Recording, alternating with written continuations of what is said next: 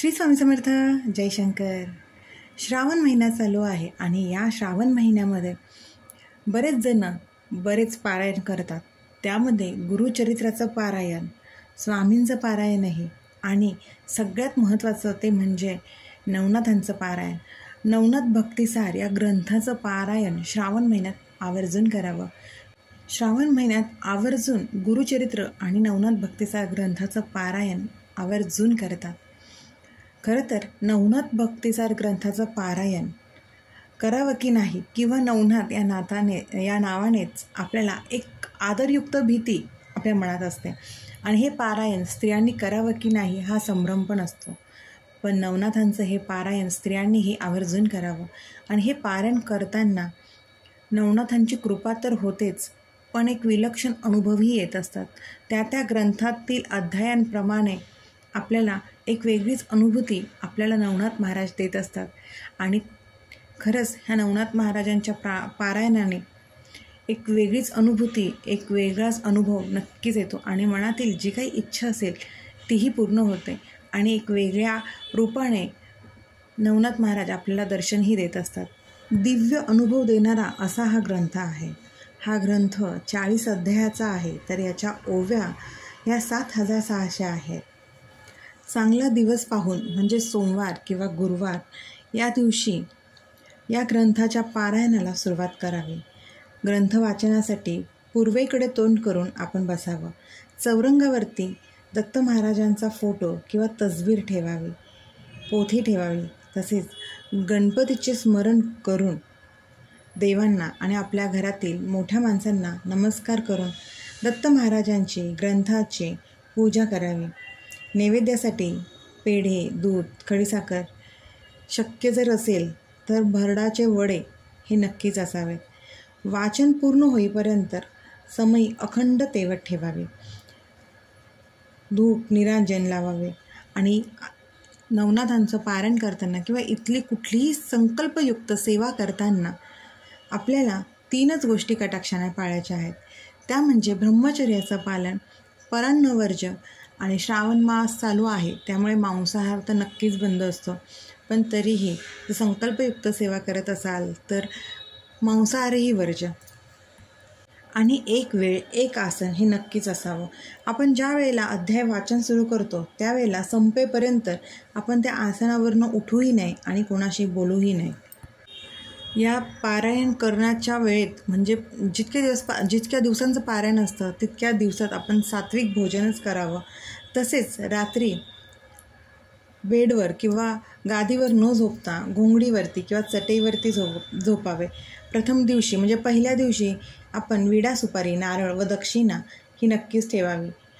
रोज आपलं अध्यायांचं वाचन झाल्यानंतर दत्त महाराजांची आरती करावी आणि ज्या वेळेला उद्यापन असेल त्यावेळेला ब्राह्मणांना किंवा सवासणींना भोजन घालावे. श्रावण महिन्यामध्ये ज्यांना साप्ताहिक म्हणजे 7 दिवसाचं नवनाथ महाराजांचं खरं तर 9 दिवसाचं पारायण होतं, पण कुणी 9 दिवसाचं, 7 दिवसाचं किंवा 3 दिवसाचंही पारायण करतात. पण ज्या कोणाला असं पारायण करायला जमत नसेल ते महिन्याभर 1 अध्यायाचं तरी वाचन श्रावण महिन्यामध्ये आवर्जून करत असतात. आणि असं म्हणतात की ज्यांना लवकर फळ हवं असेल त्यांनी दत्त महाराजांच्या ठिकाणी जिथे दत्त महाराजांची स्थानं आहेत म्हणजे गाणगापूर, नरसोबाची वाडी, औदुंबर, गिरनार अशा ठिकाणी जर ह्याचं पारायण केलं तर मनोकामना आपली लवकर पूर्ण होते आणि आपल्या ह्या सेवेचं आपल्याला दुप्पट पुण्य मिळतं. पारायणाच्या शेवटच्या दिवशी म्हणजेच पारायणाच्या उद्यापनाच्या दिवशी लागणारं नैवेद्य म्हणजे भरडाचे वडे, आंबील, हरभऱ्याच्या घुगऱ्या हा विशेष नैवेद्य नवनाथांच्या पारायणाच्या उद्यापनाला केला जातो. आणि इतर गोड जे तुमच्या इच्छेनुसार असेल ते करू शकतात, पण ह्या 3 गोष्टी तर नैवेद्यामध्ये नक्कीच असाव्यात नवनाथ महाराजांच्या पारायणासाठी. आता हे पारायण किती दिवसाचं करता येईल तर नवनाथांच्या पोथीमध्ये दिल्याप्रमाणे नवनाथांचं पारायण हे 9 दिवसाचं असतं.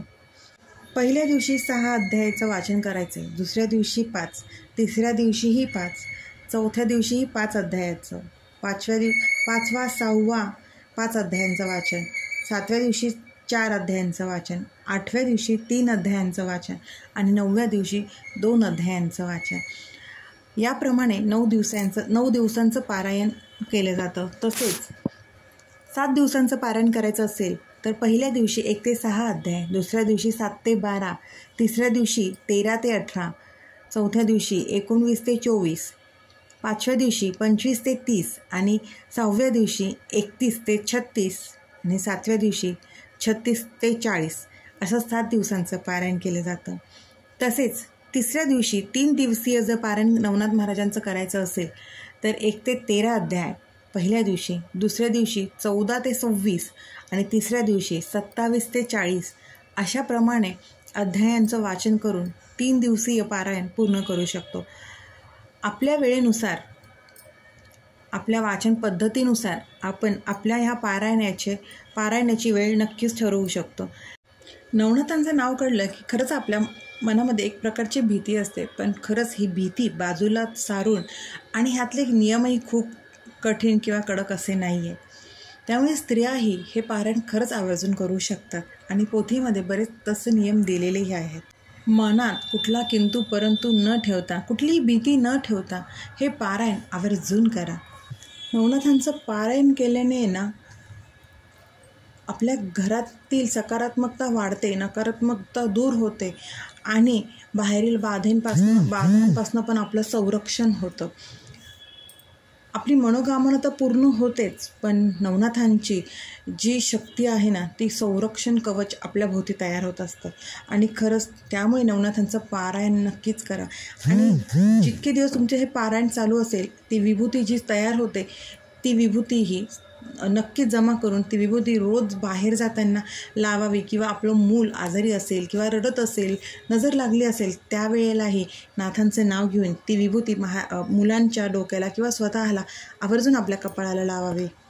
नवनाथांच्या पुढे ह्या सगळ्या वाईट शक्ती, बाहेरील बाधा शरण आलेल्या असतात. त्यामुळे नवनाथांची विभूती ही आवर्जून बाहेरील बाधेसाठी नक्कीच लावावी आणि तिचा पूर्ण पारायण करत असताना ती विभूती सांभाळून ठेवा आणि ती एका डबीमध्ये खरंच भरून ठेवा आणि तिचा वापर करत जा. आपल्या मुलांसाठी, स्वतःसाठी खूप प्रभावी उपाय आहे हा. आणि नवनाथांचं पारायण खरंच ह्या श्रावण महिन्यामध्ये आवर्जून करा आणि नाथांची अनुभूती घ्या.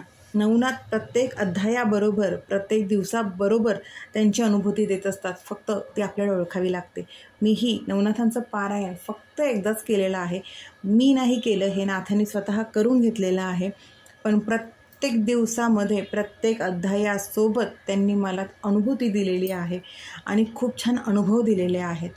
त्यामुळे नवनाथांचं पारायण करा. तुमच्या मनोकामनेसाठी करा, बाहेरील बाधा दूर होण्यासाठी करा किंवा त्यांचा आशीर्वाद प्राप्त करून घेण्यासाठी करा. पण नवनाथांचं पारायण खरंच आयुष्यात एकदा तरी नक्कीच करावं. नाथांनी माझ्याकडनं ही सेवा त्यांनी स्वतःहून करून घेतलेली आहे. आपण करणारे कोण? करता करविता सर्व काही ते असतात. आपण फक्त त्यांना शरण जावं आणि त्यांना सांगावं की तुम्ही आमच्याकडनं ही सेवा करून घ्या. ते व्यवस्थित आपल्याकडनं सगळी सेवा करून घेतात. कुठल्याही अडचणी येत असतील तर त्याही दूर करतात. कारण आपण जेव्हा संकल्पयुक्त सेवा करतो ना तेव्हा परीक्षा ही घेतलीच जाते.